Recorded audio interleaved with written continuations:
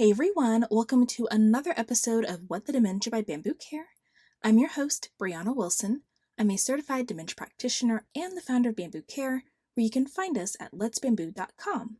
So today we'll be answering the question, how do I get my person to believe they have dementia?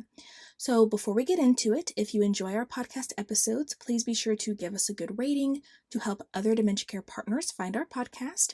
It would be super helpful and much appreciated.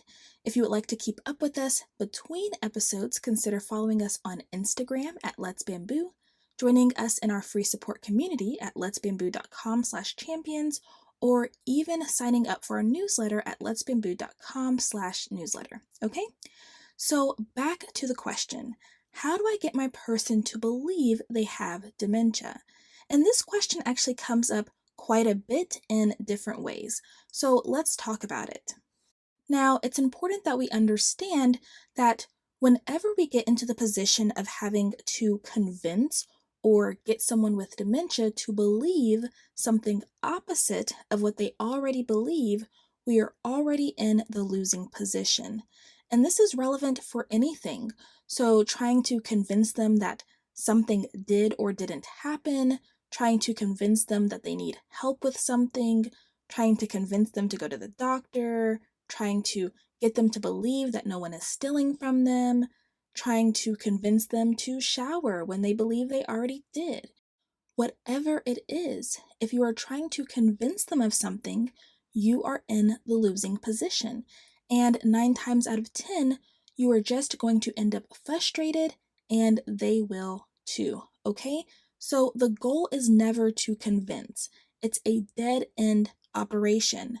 Now, when it comes to getting a person to believe they have dementia, the number one question that I want you to ask yourself is why?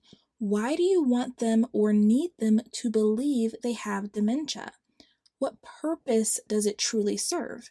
Now, a lot of times caregivers will say, well, if they believe they have dementia, they'd be more accepting of help, whether that's me helping them or having people come into the home to help with housekeeping or basic activities of daily living, moving someplace else, getting them to go to doctor's appointments, or to let someone else drive because they're no longer safe to do so. And the reality is, maybe they'd be more accepting of help if they knew and believed that they had dementia, but on the other hand, maybe they wouldn't.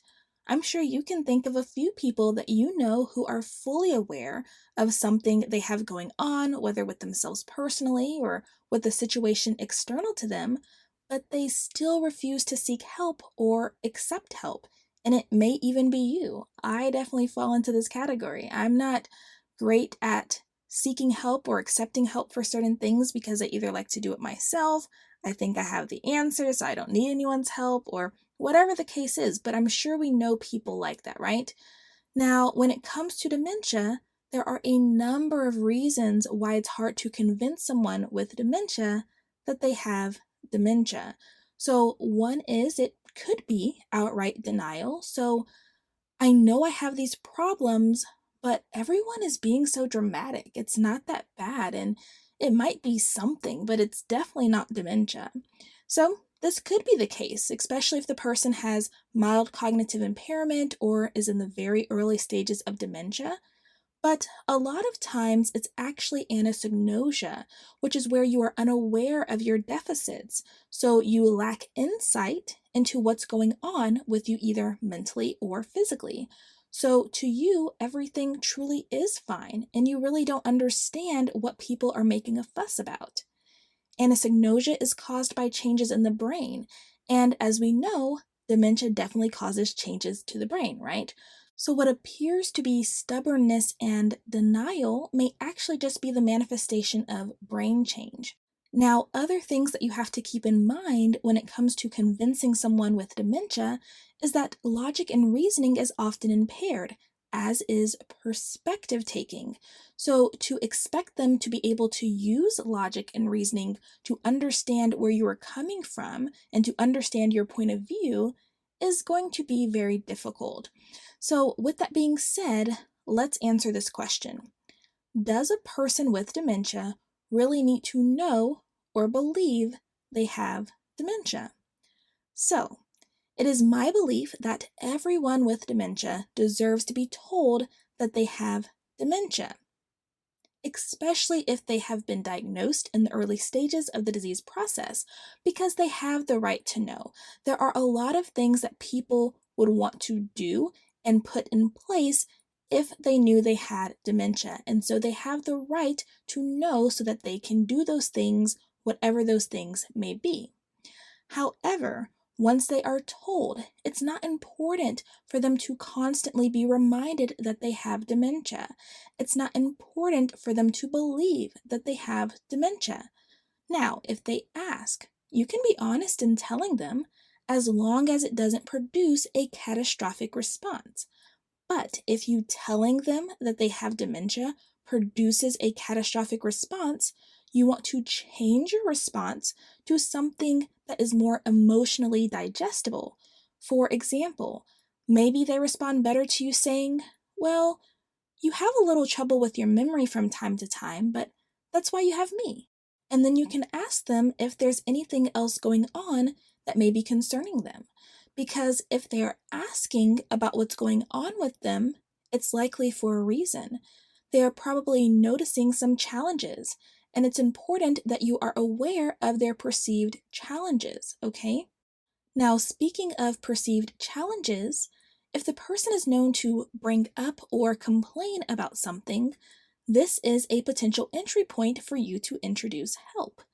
And they may still say, nah, no thanks, but there won't be the same frustration and tension around the conversation, which is what we are really trying to avoid. When someone brings up their own perceived challenges, help is typically better received, even if they still decline, versus someone else bringing up a challenge that they've noticed, because that puts people on the defensive, right? Now, if the person is not aware of their deficits and challenges, this is when what I call quiet help can be useful. So, how can we quietly introduce help in a way that doesn't feel intrusive? How can we quietly introduce help in a way that doesn't make them feel like it's because something is quote unquote wrong with them? How can we quietly introduce help in a way that doesn't feel like help, but maybe instead a joyful experience? So, with quiet help, you never want to make any form of help about a deficit or difficulty. So, if you hear yourself saying, well, you know you have trouble with, or it's not safe for you to, or you need help because, or, well, you can't, you want to reconsider and rephrase what you are about to say, because whatever you are about to say is probably going to put them on the defensive, and you're not likely going to achieve what you are setting out to achieve. Okay? Number 2, if necessary, make things about you or someone else or something else. So, it would really help me out if, it would really help them out if, hey, I thought this was kind of cool and thought we could try it. Someone told me they tried this and I thought you might like it too. Well, the doctor wanted you to. Well, your insurance requires an annual physical and wellness visit, so I thought we'd go ahead and get it out the way. However, you need to phrase what you are suggesting so that the emphasis is not on your partner with dementia and it's not on any of their deficits, challenges, difficulties, whatever. Number 3, if you can, make it a together thing. Like, I thought it would be fun if we cooked dinner together tonight. How about spaghetti? It's time to take our vitamins. Daisy looks like she could go for a walk. How about we walk her together? I just made some fresh brewed tea. Can you taste it for me and tell me if I need to add more sugar? Oh, you like it? Great. Well, you can keep that cup. Let me go get mine and we can enjoy it together.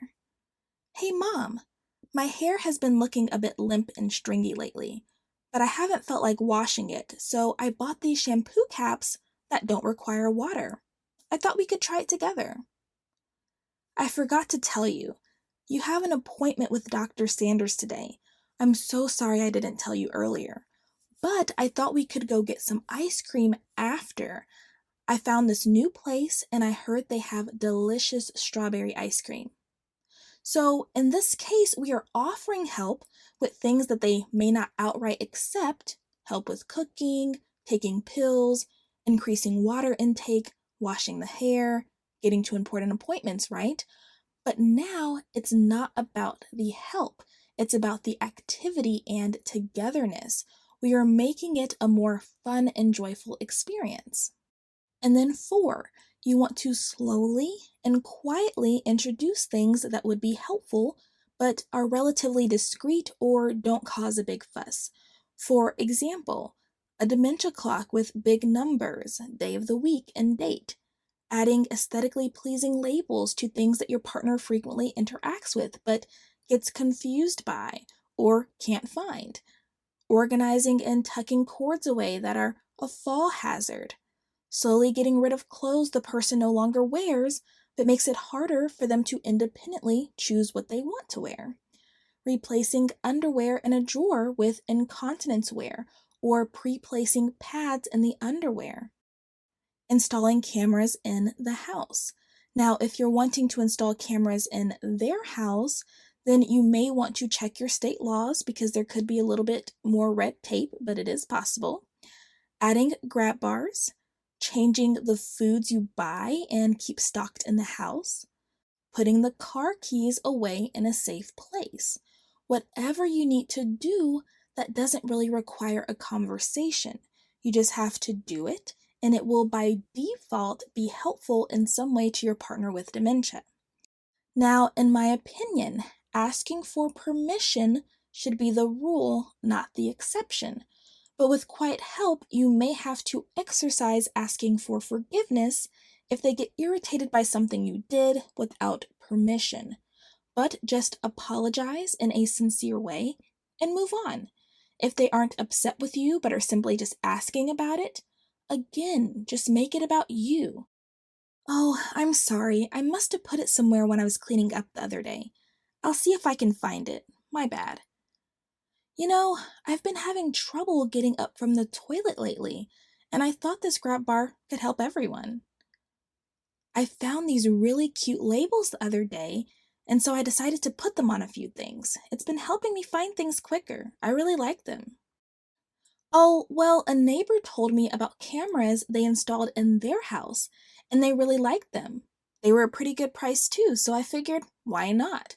Doesn't hurt to keep an eye on the house. Do you get where I'm going here? So, my point is, there is no true need to get your partner to believe they have dementia. It's actually better that you don't, because it's kind of pointless, and it just puts you at a higher risk for tainting the relationship, which we don't want to do because it just causes problems in the long run, okay?